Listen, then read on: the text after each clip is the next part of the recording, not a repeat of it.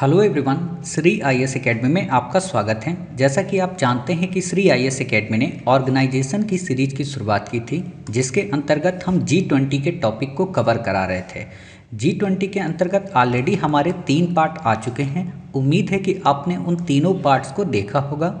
अगर आपने नहीं देखा है तो श्री आईएएस एकेडमी की प्लेलिस्ट में जाएं, जो कि ऑर्गेनाइजेशन की एक अलग सी प्लेलिस्ट हमने बनाई है। वहाँ पे आपको ये तीनों पार्ट मिल जाएंगे और इन तीनों पार्ट को आप काफ़ी बेसिक से कवर भी कर लेंगे। अगली बात ये है कि ये G20 और G21 कहें, इससे इस बार या कहें 2024 के यूपीएससी के प्रीलिम्स में काफ़ी बेहतरीन प्रश्न आने की उम्मीद है। और मैंने काफ़ी डेप्थ में अपने प्रीवियस पार्ट्स में कवर कराया है, चाहे आर्ट एंड कल्चर से रिलेटेड बात हो या एंशिएंट इंडिया से रिलेटेड बात हो या फिर करंट अफेयर्स में जीआई टैग से रिलेटेड बातें हों। तो उम्मीद है आप वहां पर जाकर कवर करेंगे। अगर फिर भी आप प्लेलिस्ट में नहीं जा पा रहे हैं तो यहाँ पे लास्ट में आपको वीडियो मिलेंगे रिकमेंड के रूप में, जब क्लास ये ख़त्म होने वाली होगी, या फिर बीच में आपको ऊपर आई बटन पे यहाँ पर आपको वीडियो मिल जाएंगे। क्लियर। एक इम्पॉर्टेंट बात जो कि आप सबके लिए है वो ये कि श्री आईएएस एकेडमी ने 21 सितंबर 2023 से करंट अफेयर्स के एमसीक्यू की क्लासेस की शुरुआत कर दी है, जो कि टेलीग्राम चैनल पर आते हैं। टेलीग्राम चैनल की लिंक कहाँ पे है, इसी डिस्क्रिप्शन बॉक्स में मिलेगी। वहाँ पर आपको 10 करंट अफेयर्स के क्वेश्चन डेली प्रोवाइड कराए जाते हैं, जिनका संबंध या कहें जिनका लेवल प्योर यूपीएससी का है। ठीक है, तो अगर आप करेंगे आपको एक अनुभव होगा। बाकी जब भी हमारी 15 अक्टूबर से जो क्लासेस शुरू होंगी, जिसमें हम एमसीक्यू की सीरीज़ शुरू करेंगे यूट्यूब पर, तो आपको वो और बेहतरीन लगेंगे। ठीक है, तो बिना देरी के अपनी आज की क्लास की शुरुआत करते हैं। क्लास की शुरुआत करें, फिर से वही पुरानी बात। आप में से कई सारे बच्चों का मन होगा कि सर ये जो 3 पार्ट हैं, इन तीनों पार्ट्स का एक क्विक रिवीजन करा दीजिए, ताकि पुरानी जो स्टोरी है वो लिंक रहे। ठीक है, और देखो रिवीजन कराने से फ़ायदा ये भी होता है कि आप में से बहुत सारे बच्चों को बहुत से फैक्ट अब याद भी हो गए होंगे। ओरली अगर आपसे कोई पूछेगा तो भी आप कम से कम 15 से 20 फैक्ट तो सामने वाले को बता ही सकते हो। ठीक है, तो देख लेते हैं एक बार इसका क्विक रिवीजन करके।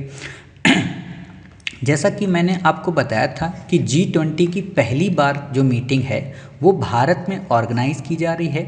भारत में ऑर्गेनाइज करने के कारण भारत इसका प्रेजेंट मेंबर था, या कहें प्रेजेंट प्रेसिडेंसी करने वाला मेंबर था। इसके पहले भारत के पहले पास्ट में जिसने इसकी अध्यक्षता की थी उसका नाम था इंडोनेशिया, और प्रेजेंट में किसका नाम है, इंडिया। क्लियर। और फ्यूचर में या कहें नेक्स्ट ईयर कौन करेगा, उसका नाम है ब्राज़ील। समझ गए। आप में से अधिकांश बच्चों को पता है कि इन तीनों को मिलाकर G20 में एक शब्द यूज किया जाता है, ट्रोइका, अर्थात ये त्रिलिस्म, ये 3 लोग मिलकर एक ट्रोइका का गठन करते हैं। सिंपल सा अगर प्रश्न आए कि हाल ही में चर्चा में रहा शब्द ट्रोइका का संबंध है तो G20 की प्रेसिडेंसी को लेकर। क्लियर। उसमें भी क्या क्या, पास्ट, प्रेजेंट और फ्यूचर, इतनी बातें समझ गए।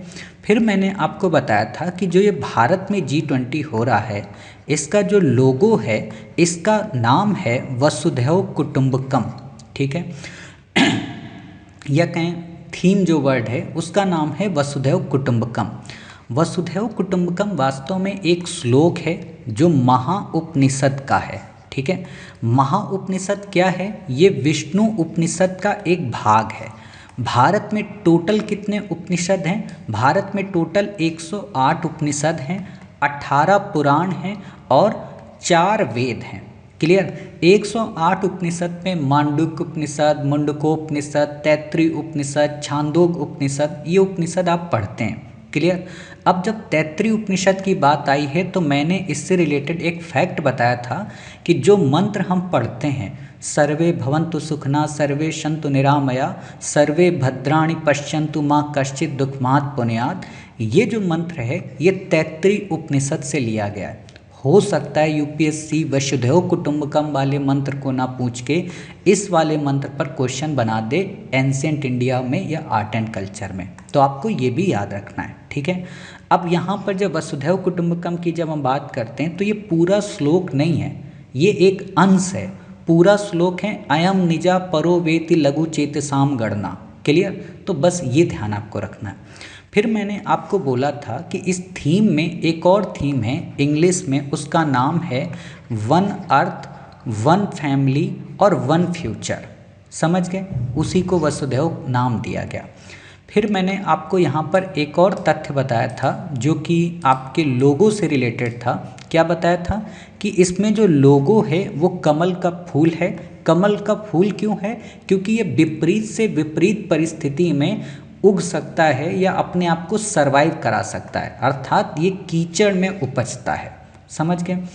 इसमें भी क्या खास बात है कि इन्होंने 7 पंक्तियों को, या कहें 7 जो उसकी पत्तियां हैं, जो उसकी लीफ हैं या कलियां आप कह सकते हो, ठीक है, उन 7 कलियों को रिप्रेजेंट किया है। तो 7 कलियां वो क्या बताती हैं? 7 कॉन्टिनेंट को, जो हमारे 7 महाद्वीप हैं, north America, south America, Europe, Asia, Australia, Africa, है ना, अंटार्कटिका, इन चीज़ को ये प्रेजेंट करता है। इतनी बातें हो गई। इतनी बातें बताने के बाद फिर मैंने बताया था कि जो G20 है ये कोल्ड वॉर के बाद, या कहें 1992 के बाद इस्टेब्लिश किया गया था। इसको इस्टेब्लिश केंद्रीय वित्त मंत्री और केंद्रीय बैंक के जो हेड होते हैं उन्होंने किया था, ताकि विश्व में जो इकोनॉमी को लेकर अनसर्टेनिटी रहती है या अस्थिरता रहती है उसको दूर किया जा सके। और इसमें विश्व के सबसे बड़े प्रोमिनेंट इकोनॉमी वाले देश पार्टिसिपेट करते हैं। ठीक है, कितने मेंबर हैं, कौन कौन से मेंबर हैं, ये लिस्ट मैंने आपको पार्ट 1 में बताई थी। और ये भी बताया था कि क्वेश्चन एक ये भी आ सकता है कि इनमें से कौन सा G7 में है, G8 में है या G9 में है और G20 में है, ऐसा भी प्रश्न आ सकता है। मैंने ये भी बताया था कि एक प्रश्न ऐसा भी बन सकता है कि आपको रीजनल ऑर्गेनाइजेशन के साथ इस G20 को लिंक कर दे कि भारत निम्न में से किस किस का मेंबर है, या भारत और अमेरिका निम्न में से किस किस संगठन का मेंबर है, तो वो भी फैक्ट आपको पता होने चाहिए। ठीक है, या आसियान से आपको लिंक करा दे कि निम्न में से कौन से आसियान के कंट्री G20 के सदस्य हैं, तो वो भी पता होना चाहिए कि सिंगापुर तो नहीं था, हमने पढ़ा था, है ना, मलेशिया नहीं था, हमने पढ़ा था। तो ये चीज़ें पता होनी चाहिए। इतनी बातें जब पता हो गई थी, फिर मैंने आर्ट एंड कल्चर में एक चीज़ का और जिक्र किया था जो कि भारत में ही मनाया जा रहा है। वो क्या था कि जहाँ पर ये ऑर्गेनाइज किया जा रहा है उसका नाम रखा गया भारत मंडपम। भारत मंडपम नाम की ये प्रेरणा वास्तव में बाशवन्ना के अनुभव मंडपम से ली गई है। अनुभव मंडपम क्या है? ये वास्तव में लिंगायत समाज का सामाजिक, आर्थिक, राजनीतिक डिस्कोर्स का एक प्लेटफॉर्म है, या कहें बातचीत का एक प्लेटफॉर्म है। ठीक है, तो उसी से प्रेरणा लेते हुए इसका गठन किया गया। फिर मैंने आपको बोला था कि जो ये बासवन्ना है लिंगायत से रिलेटेड है। इन्होंने जाति प्रथा की आलोचना की थी और साथ ही इन्होंने लिंगायत धर्म की स्थापना भी की थी। क्लियर? इतनी बातें। इन्हीं को बसवेश्वर के नाम से भी जाना जाता है। फिर मैंने इसी में आगे चलकर आपको कोणांग टेम्पल के बारे में बताया था कि राजा नरसिंह देव ने इसे बनवाया था, इसके क्या क्या फीचर थे, इसमें जो व्हील था वो क्या प्रेजेंट करता है, इसमें जो टाइम है वो कैसे पता चलता है। और आपको अपनी कुछ वीडियो भी, पर्सनल जो वीडियो थी उनको भी प्रीवियस क्लास में आपको दिखाया था और काफ़ी डिटेल में आपको चीज़ें समझ में आई थी। मैंने ये भी बताया था कि G20 में एक बॉडी है जिसका नाम है डिजिटल पब्लिक इंफ्रास्ट्रक्चर, जो एक तरीके से भारत की जो PM वाणी है उसी का एक रूप है। क्लियर? PM वाणी किस चीज़ से रिलेटेड है? कि पब्लिक प्लेसेस में वाईफाई की सुविधा प्रोवाइड कराना। समझ गए इतनी बातें? इसी दौरान मैंने आपको लैटिन अमेरिकी कंट्री के एक संगठन का जिक्र किया था, मर्कोसुर समझौते को लेकर। ठीक है, वो भी आपने पढ़ा। फिर मैंने आपको एक और बात बताई थी ब्लैक सी ग्रेन पहल के बारे में, कि रशिया और यूक्रेन के मध्य युद्ध होने के कारण यूरोप के और अमेरिका जैसे देशों में खाद्यान्न की आपूर्ति या खाद्यान्न की कीमतें बढ़ गईं, तो उनको कैसे रेगुलेट किया जाए। फिर मैंने बताया था कि ब्लैक सी जो कि है वो GTR ब्रू के अंतर्गत आता है, मतलब ये 6 देश सीमा बनाते हैं, Georgia, Turkey, Russia, Bulgaria, Romania और यूक्रेन। क्लियर? ये भी आपको याद हो गया था। फिर मैंने आपको बताया था नटराज की मूर्ति के बारे में, उसमें भी मैंने आपको बताया कि ये अष्ट धातु की बनी है, ये चोला पीरियड से रिलेटेड है। क्लियर? मैंने जब अष्ट धातु का जिक्र किया तो आपने कहा कि सर वो 8 धातुओं को बता तो दो।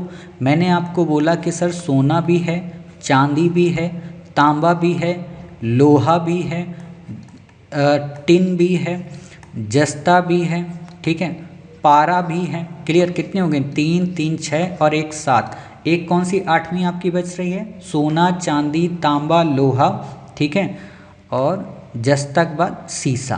क्लियर? तो ये मैंने आपको बता दी थी। ये बताने के बाद मैंने आपको ये भी बोला था कि जो ये नटराज की मूर्ति है इसमें एक बौना असुर है, ठीक है, जिसका नाम क्या है? अस्मार। उसको भगवान शिव अपने पैरों के नीचे दबाए हुए हैं। और मैंने ये भी बताया था कि जो भगवान शिव हैं नटराज के रूप में, ये 2 रूप हैं, मतलब अर्धांगिनी है इसमें। शिव भी हैं, आधा शरीर शिव का है, आधा पार्वती माता का है। क्लियर? फिर उस मूर्ति की कुछ विशेषताएं मैंने बताई थी, समझ गए? फिर जो हमारा तीसरा पार्ट था उसमें मैंने कई शिल्प वस्तुएं बताई, जिनमें मैंने आपको अराकू कॉफ़ी का जिक्र किया था। और मैंने बोला था कि अराकू कॉफ़ी में 2 प्रजातियां होती हैं, और मुझे याद था कि वो मैं भूल गया था, ठीक है। पहले मैंने बोला था कि अराकू वैली कहाँ पे है? आंध्र प्रदेश में। फिर मैं कॉफ़ी की प्रजाति बता रहा था, लेकिन पहली प्रजाति मैंने बताई थी रोबस्टिका, दूसरी भूल गया था। तो दूसरी भी आप लिख लो, अरेबिका उसका नाम है। कमेंट बॉक्स में वैसे मैंने उसको पिन कर दिया था, ठीक। फिर मैंने उसी में कई हस्तशिल्प वस्तुओं का जिक्र किया था, केसर का, कन्नौज के इत्र का, अम्बाबाड़ी कला का, मीनाकारी नक्काशी का, इन चीज़ों के बारे में, और गुजरात के हैंगिंग के बारे में इनका जिक्र किया था। क्लियर? मुझे जहाँ तक लग रहा है शायद मैंने अब सारी चीज़ें आपकी वहाँ पे कवर करा दी, या कहीं आपका सब कुछ रिवीजन हो गया। अच्छा, एक फैक्ट बचा होगा शायद तंजावुर को लेकर। इसका नाम है तंजौर। ये चित्रकला के लिए फेमस था। मराठा साम्राज्य में इसको एक तरीके से संरक्षण मिला, जिसमें ये हिंदू देवी देवताओं की चित्र या चित्रकारी करते हैं। मैंने ये भी बताया था ये कावेरी नदी के डेल्टा में स्थित है, कावेरी नदी के किनारे स्थित शहर है, ठीक है।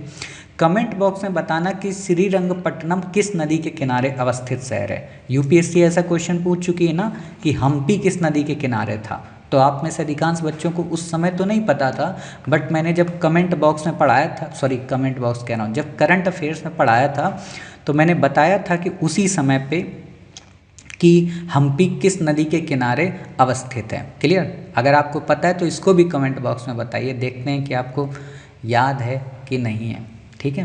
तो ये इतनी बेसिक बातें थी, उम्मीद है कि आपको ये बेसिक बातें इतनी पता। अच्छा, एक काम करना, हम्पी में ये भी बताना कि जिस नदी के किनारे बसा था वो तो ठीक है, वो नदी किसकी ट्रिब्यूटरी है, किसकी सहायक नदी है। क्लियर? और उम्मीद है कि आप कमेंट बॉक्स में चीज़ों का जवाब दोगे, नहीं दोगे तो आप ही जानो, ठीक। तो इतनी बातें हमारी रिवीजन हो गई। आज के पार्ट में हम इस पूरे के पूरे G20 को कवर कर लेंगे। अर्थात आज हम आपको बताएंगे कि मध्य पूर्व आर्थिक गलियारा क्या है, जैव ईंधन पहल क्या है, और साथ ही हम आपको ये बताएंगे कि अफ्रीका यूनियन के अंतर्गत कैसे प्रश्न बन सकते हैं। और फिर कुछ निष्कर्ष में सामाजिक आर्थिक स्थिति क्या है, वो इम्पोर्टेंट नहीं है, बस फैक्ट के रूप में आप एक मोटा मोटा देख लेना। क्लियर? तो आज ये हमारा टॉपिक तो यहाँ से कवर हो जाएगा, बट हम अपने लास्ट 5वें पार्ट में जो बोला था कि इसका एक रिलेवेंस बताएंगे कि ऐसे बड़े ऑर्गेनाइजेशन करके भारत सरकार 4100 करोड़ रुपए खर्च करके दुनिया को क्या मैसेज देना चाहती है, वो भी तब जब कनाडा जैसा देश हमारे यहाँ आता है, हमारे यहाँ खाता है, और खाने के बाद फिर उसी में छेद करता है। ठीक है, तो ये सारी चीज़ें हम क्लियर करेंगे। तो उम्मीद है आज की इस क्लास को आप पूरा ध्यान से देखेंगे। तो जैसा कि मैंने ये सारी चीज़ें तो आपको क्लियर कराई दी थी, तो यहाँ से अब हम इसको स्किप करते हैं। ये सब कुछ आपने पढ़ लिया था, ठीक है। तो यहाँ पर मुझे बताने की ज़रूरत नहीं है कि पैर के नीचे क्या है क्या नहीं, ये सब कुछ मैंने आपको प्रीवियस क्लास में कवर कराया था, ठीक है। आज हम देखेंगे कि इससे निष्कर्ष क्या निकला, अर्थात इतना बड़ा ऑर्गेनाइजेशन हुआ तो इसके आउटकम्स क्या थे। तो पहला आउटकम्स ये निकला कि प्रधानमंत्री मोदी जी ने अपने नेतृत्व में अफ्रीकी संघ को इसमें पार्टिसिपेट करा दिया, और जब अफ्रीकी संघ इसमें पार्टिसिपेट हो गया तो ये अब G20 ना होकर G21 हो गया। आपको पता हो कि G20 में टोटल 19 मेंबर हैं, एक इसमें यूरोपियन यूनियन हुआ करती थी, हुआ करती है, और अब यहाँ पर एक अफ्रीकन यूनियन हो गया, तो ये मिलाकर 21 हो गए। क्लियर। अब आपसे अफ्रीकन यूनियन पे अलग अलग प्रकार के प्रश्न बनेंगे, जैसे कि ये क्या है, इस पे इसको जरा मैं बोर्ड पे ही समझाता हूँ। ठीक है, आपसे जैसे क्वेश्चन क्या बनेगा अफ्रीकी यूनियन को लेकर, पहले तो ये बनेगा ये क्या है, कितने इसमें देश हैं, किस ये ट्रीटी के अंतर्गत साइन हुई, कौन सी डिक्लेरेशन इसने अडॉप्ट की, कौन सा इसका प्लान है, क्या इंडिया इसका मेंबर है, ऐसे करके आपसे क्वेश्चन पूछेगा। ठीक है, तो मैं आपको ये सारे फैक्ट क्लियर करा देता हूँ, और फिर जो बाकी फैक्ट बचेंगे उनको आपको पढ़ के बता देता हूँ। सारे फैक्ट अभी क्यों क्लियर कराना चाहता हूँ, क्योंकि इतने फैक्ट आपको अफ्रीकन यूनियन के बारे में जुबान पर रटे होने चाहिए। क्यों रटे होने चाहिए, क्योंकि आपने अगर प्रीवियस करंट की क्लास की होंगी जो 21 अगस्त से शुरू हुई थी, उनमें मैंने अफ्रीका यूनियन को कवर कराया है। ठीक है, तो जिन बच्चों ने पढ़ा होगा उनका देखना भी फटाफट ये चीज़ें एक तरीके से रिवाइज हो जाएंगी। क्लियर। तो देखते हैं क्या क्या है अफ्रीकन यूनियन के अंतर्गत। पहला मैंने आपको बताया था कि अफ्रीकन यूनियन अबूजा ट्रीटी के अंतर्गत आती है। फिर मैंने बताया था कि इनका एक लागोस एक्शन प्लान है। फिर मैंने इनका बताया था कि एजेंडा 60 है। ठीक है, फिर मैंने आपको क्या बोला था कि इसमें लगभग 52 कंट्री इसके मेंबर हैं।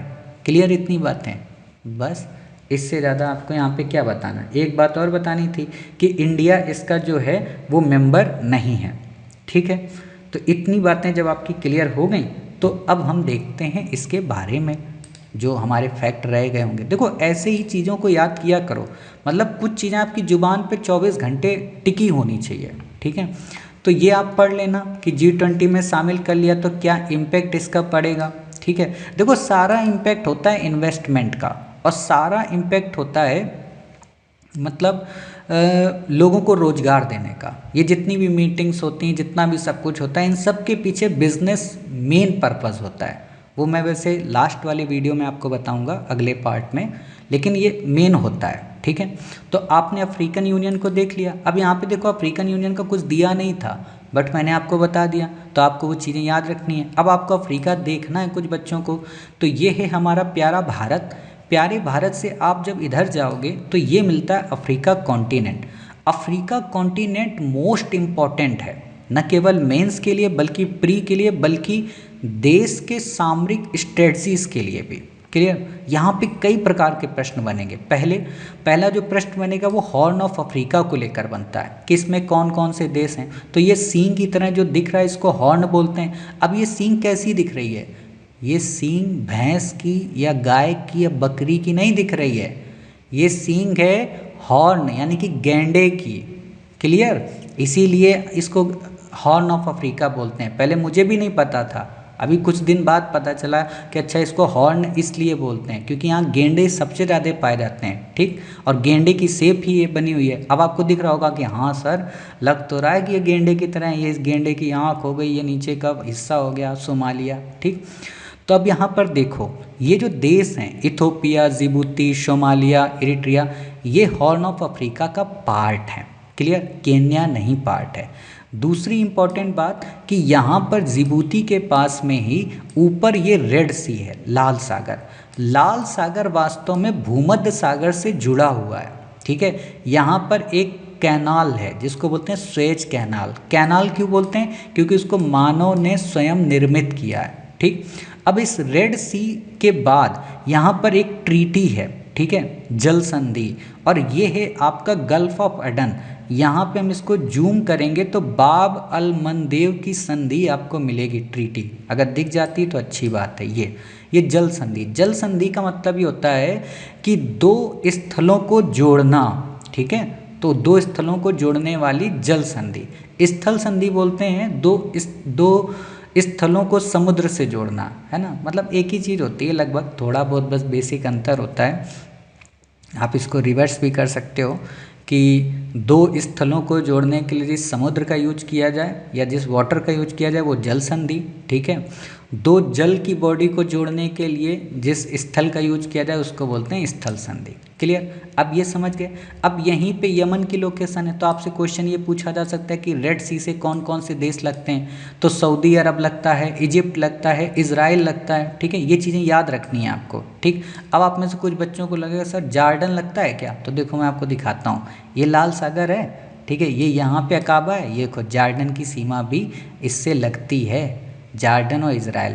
आपको मैप में नहीं दिखेगा, और मैं फिर से कह रहा हूँ, हाथ जोड़ के विनती है कि जो आपका एटलस है उसमें जब ये चीज़ें मैं बताता हूँ तुरंत खोल लिया करो, और उस पर उस पर अपना जो क्या बोलते हैं उसको, आपका हाइलाइटर, वो लोकेट कर लिया करो कि रेड सी सर ने बताया, गल्फ़ ऑफ अडन बताया, पर्शियन गल्फ़ बताया, गल्फ़ ऑफ ओमान बताया, या ओमान। तो ये चीज़ें आपको याद रहेंगी कि अच्छा ओमान वहाँ पर था, सऊदी अरब वहाँ पे था, क्योंकि ऐसे प्रश्न बहुत आते हैं कि सना कहाँ पे, सना किसकी राजधानी है, रियाद किसकी राजधानी है। ठीक है, अब ओमान के पास में यहाँ पर एक पोर्ट है, बंदरगाह, जिसका नाम है डुकम पोर्ट, भारत को किराए पर मिला हुआ है। ठीक है, अब ये गल्फ़ ऑफ ओमान और पर्शियन गल्फ़ के बीच में यहाँ पर एक संधि है। ठीक है, उस संधि का क्या नाम है, स्ट्रेट ऑफ हार्मूज।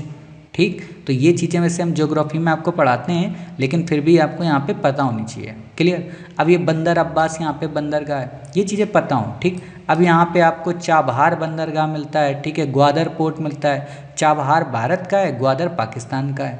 ठीक, तो ये इतनी लोकेशन आपने देख ली, सारी चीज़ें आपको पता चल गई।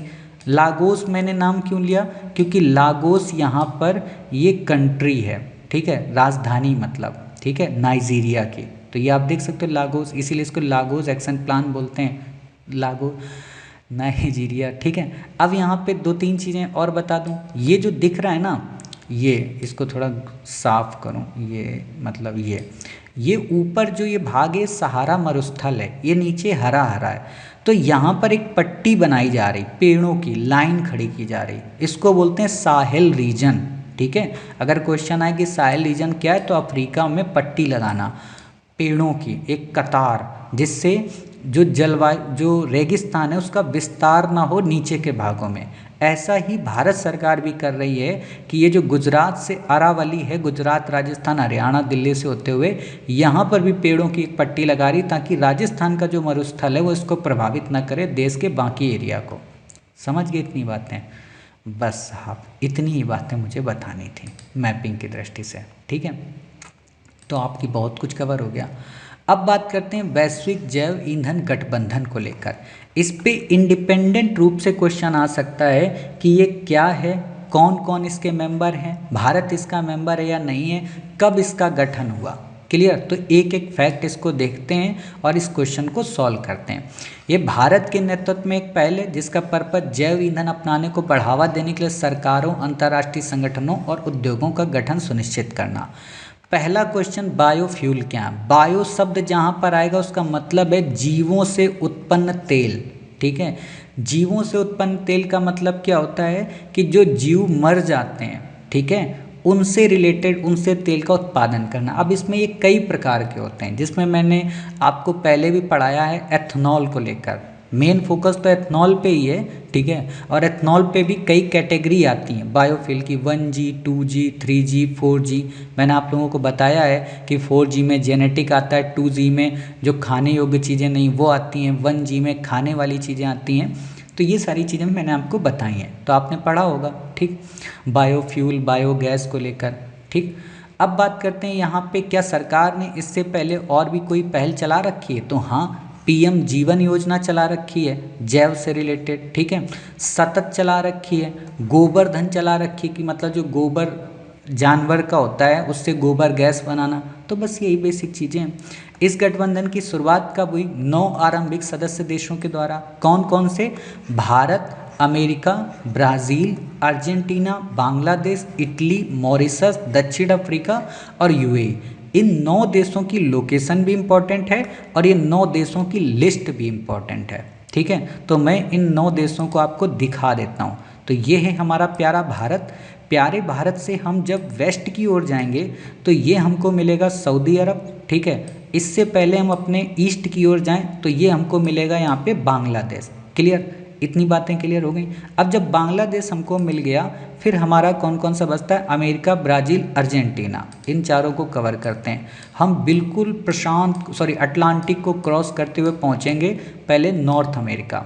यहाँ पर ये अमेरिका, नॉर्थ अमेरिका में मूलतः 3 बड़े कंट्री हैं, बाकी कुछ लैटिन कंट्री हैं, ठीक है। कुछ बच्चों को नॉर्थ अमेरिका कॉन्टिनेंट अमेरिका ही दिखता है, ऐसा नहीं है, ठीक है। अभी हाल के समय में हमारे जो दुश्मन है कनाडा, वो नॉर्थ अमेरिका का ही पार्ट है, ठीक है। उसके बाद अमेरिका बीच में पड़ता है, नीचे आपका मैक्सिको पड़ता है, और फिर ये लैटिन अमेरिका के कंट्री पड़ते हैं, ठीक। यहाँ पर जब आप देखोगे साउथ अमेरिका, तो इसमें आपको कई देश मिलेंगे, जिनमें सबसे बड़ा यहाँ पे मिलेगा कॉन्टिनेंट में ब्राज़ील। ब्राज़ील के नीचे यहाँ पे आपको मिलेगा क्या, अर्जेंटीना, ठीक है। तो ये चीज़ें आपको यहाँ पे पता चली। अब बात करते हैं इटली और मॉरिशस की। ये भी बिल्कुल पास में क्या है, ये भूमध्य सागर में है। भूमध्य सागर कहाँ पे है, अफ्रीका के बीचों बीच में। ये है मेडिटेरियन सी। इस पर यूपीएससी कई बार प्रश्न पूछ चुकी है कि कौन कौन से देश हैं जो मेडिटेरियन से सीमा बनाते हैं। तो आप यहाँ एक एक नाम देख लो कि मेडिटेरियन से कौन कौन से बनाते हैं। और यहाँ पर एक संधि है, ठीक है, ये रुको मैं दिखाता हूँ, ये जल संधि, ठीक, इसको बोलते हैं जिब्राल्टर।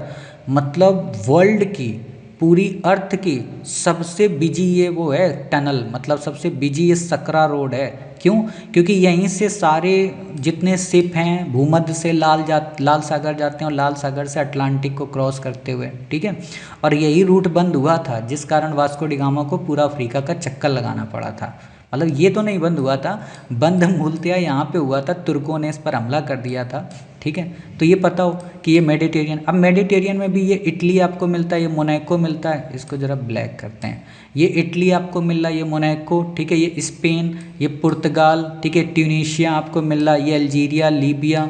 अभी लीबिया जैसे चर्चा में, क्यों, क्योंकि यहाँ की एक सिटी को तूफान ने पूरा उड़ा दिया है। ये त्रिपोली, ये सबा, इजिप्ट, ठीक है, ये इज़राइल। इस पे कई क्वेश्चन आए कि इज़राइल भूमध्य सागर से लगता है कि नहीं, लेबनान लगता है कि नहीं, लेकिन ध्यान रखना जॉर्डन नहीं लगता है, सीरिया लगता है, इराक नहीं लगता है, ईरान नहीं लगता है भूमध्य से। तो ये चीज़ें आपको याद होनी चाहिए। टर्की लगता है, ठीक है। इटली की मैंने आपको लोकेशन यहाँ पे दिखा दी, रोम इसकी स्टेट कैपिटल है, क्लियर। मिलान इसका एक शहर है। वर्ल्ड हिस्ट्री जब पढ़ेंगे तो वहाँ पे मिलान काफ़ी इंपॉर्टेंट रोल प्ले करता है, ठीक है। चलिए भाई साहब, इतनी बातें बता दी, अब क्या बचा, कुछ नहीं। दक्षिण अफ्रीका दिखा देते हैं। अफ्रीका जो एक कॉन्टिनेंट है, इसका सबसे नीचे का हिस्सा, ठीक है, ये है दक्षिण अफ्रीका, साउथ अफ्रीका। इसी के बीच में एक देश है लिशोथो और एस्वाटिनी, ये सब देश हैं जो लैंडलॉक है पूरी तरह से, क्लियर। इसी के नीचे के क्षेत्र को बोलते हैं केप टाउन या केप ऑफ गुड होप, समझ गया। चलो, बहुत फैक्ट बता दिए आपको भाई, आपको तो रट गया होगा सब कुछ। अब वही बातें, यहाँ पे किसका कितना पार्टिसिपेशन है आप पढ़ लेना। इसमें शामिल होने के लिए 19 देश और 12 अंतर्राष्ट्रीय संगठन पहले ही सहमति व्यक्त कर चुके हैं। G20 में जिन देशों को आमंत्रित किया गया है, जो कि इस पार्ट है इसका, तो वो हैं बांग्लादेश, सिंगापुर, मॉरिशस, संयुक्त अरब अमीरत। अब यहाँ से एक फैक्ट क्या पता चल रहा है कि ये मेंबर G20 के हैं ही नहीं, ये किसके हैं, वैश्विक जैव ईंधन गठबंधन के। और यूपीएससी ने यही क्वेश्चन पूछा था मॉरिशस को लेकर और सिंगापुर को लेकर। शायद मैंने मलेशिया बोला था, नहीं मलेशिया नहीं, मॉरिशस, ठीक है। तो ये पता हो इसके कौन से गैर समर्थक हैं, मतलब कौन इसका हिस्सा नहीं है। तो ये भी याद कर लेना कि हमारा पड़ोसी श्रीलंका नहीं है। सोचो, श्रीलंका नहीं है, बांग्लादेश है, ठीक है, फिनलैंड नहीं है, आइसलैंड नहीं है, केन्या नहीं है, गुयाना, पराग्वे है ना, सेशल्स, युगांडा, ये नहीं है। ये लोकेशन देख लो, सेशल्स की और मॉरिशस की, काफ़ी इंपॉर्टेंट है, ठीक है। और कुछ आइलैंड भी आपको दिखा देता हूँ। तो ये अफ्रीका के जब पास आप आते हो ना, इसको ज़रा थोड़ा वाइट करें, अफ्रीका के जब पास आते हो तो ये आपको मिलता है मेडागास्कर, यहाँ पर आपको मिलता है ये पोर्ट लुइस, क्लियर। इसको ब्लैक ही करें तभी दिखता है, ठीक। ये मतलब ऐसे देखो, ये मॉरिशस, ये रियूनियन, ठीक है। इसके बाद यहाँ पे आपको और भी छोटे छोटे आइलैंड मिलते हैं, कोमोरस, ये सब हिंद महासागर में हैं। कई बार ये भी क्वेश्चन बन सकता है। ये है ब्रिटिश इंडियन ओशन टेरिटरी। आप में से अधिकांश बच्चों को पता होगा कि जब मैं करंट अफेयर्स पढ़ाता हूँ तो मैंने एक दिन एक बात बोली थी। क्या बोली थी कि पूरे विश्व में 245 कंट्री हैं, बट यूएन में 195 माने जाते हैं और उनमें भी 192 ने यूएन की सदस्यता ले रखी है। तो बाकी फिर कहाँ है 245 के? तो बाकी किसी न किसी देश के द्वारा अभी भी उन पर औपनिवेशिक कब्जा किया गया है। तो उन्हीं में से ये एक है ब्रिटिश इंडियन ओशियन टेरिटरी। इसको बोलते हैं चागोस आर्कीपिलगो। आर्कीपिलगो का मतलब होता है ग्रुप ऑफ आइलैंड, या कहें बहुत से छोटे छोटे आइलैंड्स का एक ग्रुप। जैसे लक्षद्वीप है ना, छोटे छोटे आइलैंड वहाँ पे मिलते हैं, तो वही यहाँ पे। क्लियर? ऊपर है इसके मालदीव, मालदीव के बाद है श्रीलंका। जैसे एक बार यूपीएससी ने क्वेश्चन पूछा है ना कि अंडमान से अगर हम ईस्ट की ओर जाते हैं तो पहले क्या मिलता है, मतलब पास में कौन है, जावा है कि सुमात्रा है? तो ऐसा क्वेश्चन इस पे भी बन सकता है कि भारत के तमिलनाडु से पास में कौन है, मालदीव है या लक्षद्वीप है ना? तो ये चीज़ें पता होनी चाहिए। क्लियर इतनी बातें? चलिए, अच्छा पराग्वे मुझे दिखाना है। तो पराग्वे और उरुग्वे मैं पहले ही पढ़ा चुका हूँ आपको कि इनमें से कंफ्यूज नहीं होना है कौन सी लैंडलॉक कंट्री है और कौन सी विदाउट लैंडलॉक। तो पराग्वे लैंडलॉक है और उरुग्वे लैंडलॉक नहीं है। ठीक है, ये सब के सब साउथ अमेरिका का पार्ट है। अब बाकी यहाँ पे इंटरनेशनल जो ऑर्गेनाइजेशन है जो इससे रिलेटेड हैं, आप उनको यहाँ पर देख सकते हो। फिर अगला जो आर्टिकल है काफ़ी इंपॉर्टेंट है, भारत मध्य पूर्व यूरोप आर्थिक गलियारा। वास्तव में G20 की सबसे बड़ी, अगर मुझसे कोई पूछे अचीवमेंट क्या है, तो वो यही है। और क्यों अचीवमेंट है जानते हो? अचीवमेंट ये है कि पहले दिन ही इसका प्रस्ताव आया, पहले दिन ही ये पास हो गया, और सबसे बड़ी बात है पूर्ण बहुमत से पास हो गया। आप कहोगे सर कैसे हो गया? कैसे हो गया? तुर्की को इस पे हमने रखा ही नहीं, तुर्की पे हमने ध्यान ही नहीं दिया। ठीक है, अभी आप ये देखो, ये इसका आप मैप मैं आपको दिखाता हूँ। ठीक है, ये देखो, ये यहाँ पे टर्की का रीजन है। ठीक है, ठीक, ये हैफा हमने मतलब बड़ा सोच समझ के, और सबसे बड़ी बात जानते हो क्या है, ये चाइना इसमें आया नहीं था, मतलब चाइना ने अपने प्राइम मिनिस्टर को भेजा तो बवाल हो नहीं पाया। ठीक, क्यों? क्योंकि चाइना का भी सीपेक तो है जो यूरोप की ओर जाता है ना? चाइना, सॉरी सीपेक कह रहा हूँ, OBOR, सीपेक तो उसका पार्ट है। OBOR का मतलब होता है one belt one road initiative, अर्थात चाइना ने एक इकोनॉमिक कॉरिडोर बनाया है जो एशिया को यूरोप से जोड़ता है, तो उसी के काउंटर के रूप में इसको देखा जा रहा है। और सबसे बड़ी एक और बात कि हमने पहले जो अपना चाबहार बनाया था जो मिडिल ईस्ट के देशों को कवर करता है, ये वहाँ से जा ही नहीं रहा है, ये सीधे मुंबई से दुबई, दुबई से मतलब सऊदी अरब, सऊदी अरब हैफा मतलब इजराइल है ना, और यहाँ से सीधे मतलब यूरोप। बहुत बड़ी अपॉर्चुनिटी है इंडिया के लिए। मैं आपको एक मैपिंग के जरिए दिखाता हूँ, इस पे एक क्वेश्चन बन सकता है कि कौन कौन से देश इसमें शामिल हैं, या एक ऐसा भी क्वेश्चन बन सकता है कि अगर मुंबई से आप हैफा की ओर जाएंगे तो कितने देशों से होकर जाएंगे। ठीक है, तो ये देखो, ये हमारा प्यारा मुंबई। ठीक है, अब यहाँ से हम गए यहाँ पे यूएई में, संयुक्त अरब अमीरत में, फिर हम गए यहाँ पे सऊदी अरब में, और सऊदी अरब से हम सीधे कहाँ गए, यहाँ पे इजराइल में। क्लियर? और इजराइल से हम सीधे कहाँ गए, यहाँ पे समुद्र मार्ग से ये क्रॉस करते हुए यहाँ पे ये ग्रीस में। हमने टर्की को यहाँ पे रखा ही नहीं है, समझ रहे हो? इसलिए टर्की बेचारा परेशान है, क्योंकि हमें पता था ये रोक टोक करेगा, तो हमने उन लोगों को ही नहीं रखा जो बवाल पैदा कर दें। और इससे फिर हम क्या करेंगे, पूरे यूरोप पे मतलब फ्रांस, जर्मनी, यहाँ तक हमारी पहुँच बनेगी। इससे क्या फ़ायदा होगा? इससे हमारा इंपोर्ट और एक्सपोर्ट बढ़ेगा, हमारी कॉस्ट काफ़ी सस्ती हो जाएगी, लागत कम पड़ेगी। अभी जैसे हम रेड सी से घूम के आते हैं तो ये घूम कर नहीं आना पड़ेगा, हमको डायरेक्ट यहाँ से सुविधा मिलेगी। साथ ही अगर इन देशों को अपना प्रोडक्ट कहीं और भेजना है तो मुंबई के जरिए कहीं और भी भेज सकते हैं, लाइक पाकिस्तान सरीखे देशों में। समझ रहे हो? तो इसलिए बहुत इंपॉर्टेंट है। अब ये इंपॉर्टेंट दूसरी वजह से भी है, ये जो सिटी है ना, इन पे प्रश्न आ सकता है कि रियाद कहाँ का शहर है, हरद कहाँ का है, अल अदीता कहाँ का है, हैफा कहाँ का है, प्रियस कहाँ का है, दुबई जेबल अली कहाँ का है। तो ये शहर भी आपको याद रखने हैं। ठीक है, तो ये फैक्ट आपको बस पता होने चाहिए। अब देख लेते हैं इसके बारे में बेसिक चीज़ें। ठीक, भारत मध्य पूर्व यूरोप आर्थिक गलियारा की स्थापना के लिए भारत, अमेरिका, सऊदी अरब, यूरोपीय संघ, संयुक्त अरब अमीरत, फ्रांस, जर्मनी और इटली की सरकारों के बीच समझौता हुआ है। कौन कौन से देश शामिल हैं, नाम आपको याद रखने हैं। ठीक है, आईमेक वैश्विक अवसंरचना, आईमेक का मतलब इंडिया मिडिल ईस्ट कॉरिडोर। ठीक है, वैश्विक संरचना और निवेश के लिए साझेदारी नामक एक पहल का हिस्सा है। ये इंपॉर्टेंट है, इस पर प्रश्न आ सकता है कि हाल ही में चर्चा में रहा शब्द वैश्विक अवसंरचना और निवेश के लिए साझेदारी पहल का संबंध किससे है।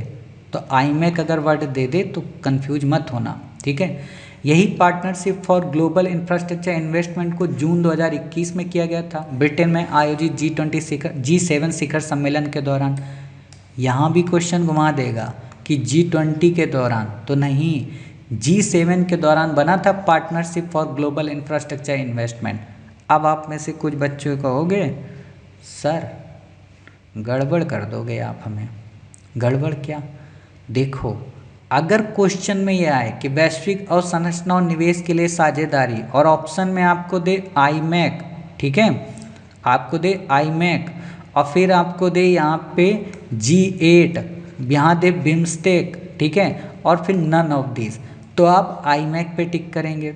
अगर यहाँ ऑप्शन आपको दे G8, G7, G20 आसियान, तो आप यहाँ G7 पे करेक्ट करेंगे, फिर G20 नहीं करेंगे। और अगर आपको आईमैक ना दे और G20 दे दे, फिर आप G20 को टिक करेंगे। तीनों कंडीशंस मैंने बता दी। फर्स्ट प्रायोरिटी G7 रहेगा, सेकेंड प्रायोरिटी G20 रहेगा, थर्ड प्रायोरिटी आईमैक रहेगा। इसके बाद कुछ बनेगा ही नहीं। और मुझे नहीं लगता यूपीएससी ऐसा कंट्रोवर्शियल क्वेश्चन देगी, वो G7 ही देगी, G20 नहीं देगी। क्लियर इतनी बातें, बस यही बातें यूरोप को जोड़ने वाला एक बुनियादी ढांचा है, ठीक है। अलग अलग प्रकार रेलवे का भी यूज होगा, समुद्री मार्ग का भी होगा, सड़क भी होंगी, तो ये सारी चीज़ें हैं। चीन के BRI का मतलब बेल्ट एंड रोड इनिशिएटिव का एक तरीका का काउंटर है, ठीक। फिर बात आती है कि और क्या निकला, वित्तीय समावेशन के लिए G20 ग्लोबल पार्टनरशिप। वित्तीय समावेशन का सामान्य सा क्या मतलब होता है? वित्तीय समावेशन का सामान्य सा मतलब ये होता है कि अंतिम से अंतिम व्यक्ति को बैंकिंग गतिविधियों से जोड़ देना, अर्थात ग्रामीण क्षेत्र में या रिमोट एरिया या सुदूर क्षेत्र के निवासियों को बैंकिंग एक्टिविटी के साथ इंगेज करा देना। सबसे बड़ा एग्जांपल भारत में है जनधन योजना। और इस चीज़ का मैं देखो कई ऐसे कार्य हैं ना जिसके लिए मतलब नरेंद्र मोदी जी को सच में मतलब तारीफ करनी चाहिए। मतलब मैं वैसे देखो पर्सनली नरेंद्र मोदी जी की तारीफ कभी नहीं करता हूँ, लेकिन कुछ कार्यों के लिए अगर मैं जीवन में उनसे कभी मिला तो कुछ कार्यों के लिए उनको बहुत धन्यवाद दूंगा। कौन कौन से कार्य? जैसे पहला उन्होंने पूरे भारत को एक चीज़ सिखा दी कि बेटा स्वच्छता कितनी इम्पोर्टेंस है, कितनी इम्पोर्टेंस है। मतलब उस बंदे ने, पहले ज़माने में नहीं होता था लोग ट्रेन में खाए वहीं फेंक दिए, है ना, कुछ भी करते थे। अब तो क्या है कि आप अगर ट्रेन पे कुछ फेंकते भी हो तो लोग, दूसरे लोग टोक देते हैं, या सड़क पे कुछ फेंक देते हो तो भी टोक देते हैं। तो ये सबसे पहला काम किया। दूसरा जो काम बंदे ने किया वो था देश पूरे विश्व में भारत का नाम, मतलब एक ज़माना था लोग इंडिया को पूछते तक नहीं थे, ऐसा नहीं कि बिल्कुल नहीं पूछते थे, मतलब इंडिया देश को नहीं जानते थे, लीडर्स को जानते थे, पंडित जवाहरलाल नेहरू, गांधी, इनको समझते थे, क्योंकि हराया तो हम ही लोगों ने था ना पूरे विश्व को। बट जो आज कल्चरल एक्टिविटीज़ को लेकर है वो प्रधानमंत्री जी ने किया।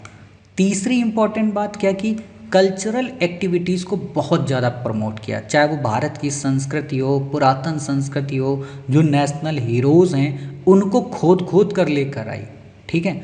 चौथा जो उनका सबसे बड़ा काम है बैंक। भाई साहब एक ज़माना था कि बैंक वाला सुनता नहीं था और बोलता था कि 500 रुपये का अकाउंट खुलेगा, इस बंदे ने जीरो में खुलवा दिया। वो बात अलग है कि कितने एक्टिव हैं कितने नहीं, लेकिन सोचो ना बैंक वालों की हवा टाइट कर दी इसने। तो ये कई काम हैं जिनके लिए आप जब भी इंटरव्यू में अगर क्वेश्चन आए तो वहाँ पर आप इन 4 पॉइंट्स को बता सकते हैं। और एक जो इनसे सबसे बड़ा है वो है फॉरेन पॉलिसी। भाई साहब जयशंकर की फॉरेन पॉलिसी कमाल की है। कभी उस बंदे को आप सुनना, वो जो शब्द बोलता है ना बड़े नपे तुले बोलता है, मतलब एक शब्द के अनेक अर्थ निकल जाते हैं, छोटी सी छोटी बात में क्या कह जाए। तो ये चीज़ें होती हैं, हमें अपने देश में इन चीज़ों को सिखाया उस बंदे ने, ठीक है। तो यही है वित्तीय समावेशन, तो आप इसको पढ़ लेना, ठीक है। इसमें ज़्यादा कुछ है नहीं, क्वेश्चन यहाँ नहीं पूछेगा, बस इसको पढ़ लेना, ठीक है, कि क्या है क्या नहीं है। बाकी ये तो मैंने आपको बता ही दिया था। KYC मतलब आपको जो अपनी बेसिक जानकारी है उसको लेकर, ठीक है। अकाउंट एग्रीगेटर का मतलब ये होता है कि जैसे अभी हम लोग क्या है कि आप ये जैसे देख रहे हो अपनी क्लास देख रहे हो, तो इस पे आपके इस अकाउंट को कौन मैनेज कर रहा है? यूट्यूब मैनेज कर रहा है ना, तो उसी को बोलते हैं अकाउंट एग्रीगेटर।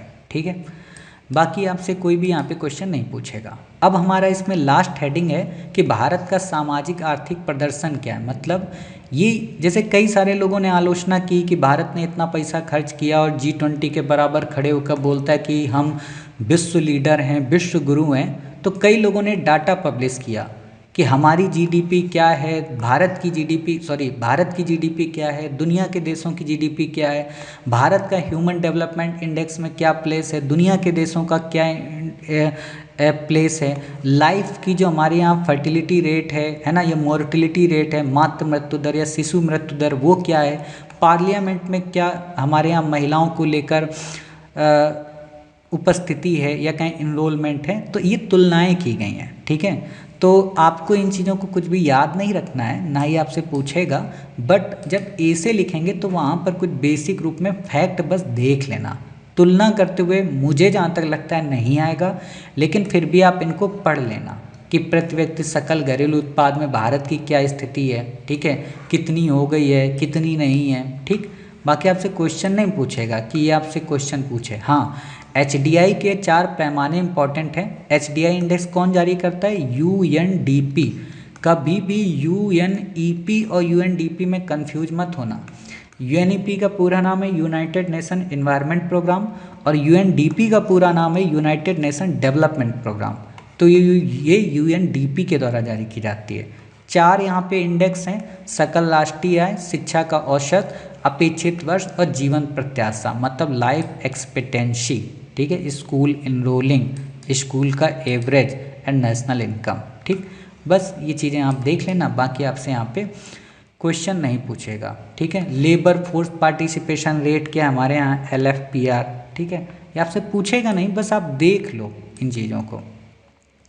संसद में महिलाओं की क्या हिस्सेदारी है, ये इम्पॉर्टेंट है, और इसलिए भी इम्पॉर्टेंट है क्योंकि अभी हाल में सरकार ने नारी वंदन अधिनियम 128 अधिनियम को पास किया है। ठीक है, जो कि महिलाओं के आरक्षण से, बट उसमें कई सारे कॉन्ट्राडिक्टरी हैं, वो मैं आगे पढ़ाऊंगा करंट अफेयर्स में। ठीक है, बाकी ये आपको नहीं देखना है, आप इसको यहाँ से स्किप कर सकते हो। क्लियर इतनी बातें? तो इतनी बातें जब क्लियर हो गई तो फिर क्या बचता है आगे की राह, कि मतलब भारत को इससे क्या सीखना चाहिए, भारत को क्या मिला, क्या फ़ायदा हुआ। ये बेसिक चीज़ें हैं, आप इनको देख लेना, पढ़ लेना, आपसे क्वेश्चन नहीं पूछेगा। ठीक है, तो इस तरीके से हमने अपने G20 के टॉपिक को टोटल 4 पार्ट में कवर किया। ठीक है, हमने आपसे लेकिन वादा किया कि हम आपको 5 पार्ट में कवर करके बताएंगे। तो ये जो अभी तक हमने आपको 4 पार्ट बताए, ये प्री की दृष्टि से मोस्ट इम्पॉर्टेंट है, और इसके अलावा आपको G20 में फ़िलहाल तो नहीं पढ़ना है। अगर कोई अपडेट होती है तो जब जनवरी-फरवरी 2024 का करंट अफेयर्स आएगा तो वहाँ पर ही कोई अपडेट होगी, और उस समय जो क्वेश्चन बन सकते होंगे और भी नए तरीके से, वो हम आपको बता देंगे। ठीक है, एक बात और कि अब जब इस टॉपिक को आपने कवर कर लिया है तो जो हमारा लास्ट पार्ट होगा, उस लास्ट पार्ट में हम उन क्वेश्चंस को रेज करेंगे जो आम जनजीवन या आम लोग डिबेट में करते हैं कि G20 ऑर्गेनाइज कराना था या नहीं कराना था, या भारत बड़े बड़े ऑर्गेनाइजेशन कराकर क्या हासिल करना चाहता है, क्या इससे कोई हमारी पावर बढ़ती है या नहीं बढ़ती है। एक बार एक ज़माने में क्वेश्चन चलता था ना कि भारत इतने रॉकेट्स पे पैसा क्यों वेस्ट कर रहा है, इसरो में उतने में तो हॉस्पिटल्स बन जाएं, ये चीज़ें बन जाएं। अब जैसे इसी में 4100 करोड़ रुपए खर्च हुए, तो शायद इसमें मुझे लगता है 1-2 एम्स बन ही जाते कम से कम। तो इसका क्या मकसद है, तो इन सारी चीज़ों पे आपको क्वेश्चन कवर कराएंगे जो कि आपके इंटरव्यू की दृष्टि से काफ़ी इम्पॉर्टेंट होंगे।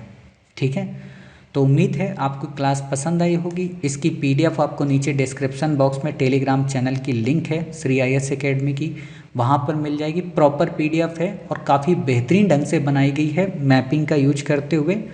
ठीक, तो आप उसको पूरा पढ़ लें, काम की है। और बाकी मंथली मैगजीन तो श्री IAS एकेडमी की करंट अफेयर्स की आती है, आप वहाँ से भी पढ़ सकते हैं। ठीक है, तो फिर मिलते हैं अपनी लास्ट क्लास के साथ, या कहें पार्ट 5 के साथ। तब तक अपना ख्याल रखिए, स्वस्थ रहिए। जय हिंद, जय भारत, वंदे मातरम, भारत माता की जय।